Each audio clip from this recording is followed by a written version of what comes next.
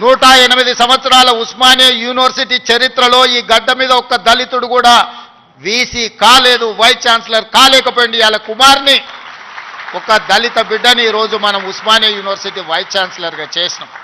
దళితుడని చెయ్యలే, ఆయనలో ఉన్న నైపుణ్యాన్ని చదువును గుర్తించి చదువుకున్నవాడు ఈ సమాజానికి ప్రయోజకుడైతాడని చెప్పి ఈరోజు ఒక కుమార్ను వీసీగా నియమించడం జరిగింది. అంటే పచ్చి అబద్ధాలు, అంటే అవాస్తవాలు ఏం చెప్పిందంటే అధ్యక్ష, ఈ రాష్ట్రంలో 2014 తర్వాత ఏ వీసీ కూడా అపాయింట్ కానట్టు వీరు మాత్రమే వీసీలు 30 మంది వీసీలను గత 2014 నుంచి 2023 వరకు వీసీలను అపాయింట్ చేసిండ్రు. మొట్టమొదటి దళిత వీసీ సాంబయ్య గారు మాదిగ కమ్యూనిటీకి ఉన్నట్లయితే 5 సంవత్సరాలుంటే ఇవాళ తెలంగాణ యూనివర్సిటీకి వేసిండ్రు. రెండే ఎస్సీ వీసీ మల్లేశం గారిని ఇవాళ శాతవాహన యూనివర్సిటీకి వేసిండ్రు. అదేవిధంగా రాతోడ్ అని చెప్పేసి ఎస్టీ అక్కడ కూడా 10 years లేకపోతే వాళ్ళని కూడా దాన్ని మొత్తం తీసుకొచ్చేసి మహబూబ్నగర్ పాలమూరు యూనివర్సిటీకి ఇచ్చిండ్రు.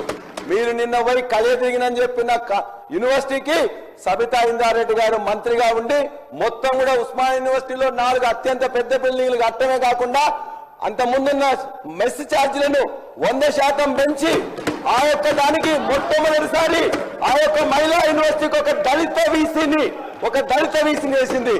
4 దళిత వీసీలను గత ప్రభుత్వం వేసింది, బీసీలను వేసింది, మైనార్టీలు వేసింది.